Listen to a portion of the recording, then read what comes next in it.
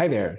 macOS, iOS, and iPadOS 26 launched today, and some Forever Notes users may have noticed a small bug. This affects notes with a cover image on top, and all of a sudden the title of this note is not what we originally titled it as.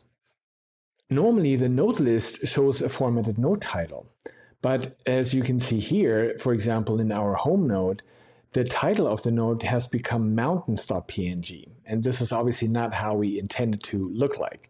I have reported this bug to Apple already a couple months ago, but obviously they haven't fixed it for the launch of the new OSs, so we'll have to find a way around it.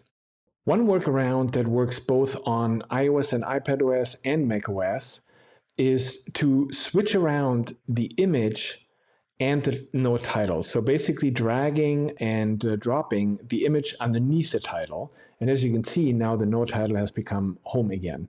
The second option that only works on macOS is to click on the cover image and rename the attachment. So for example, let's rename this into home.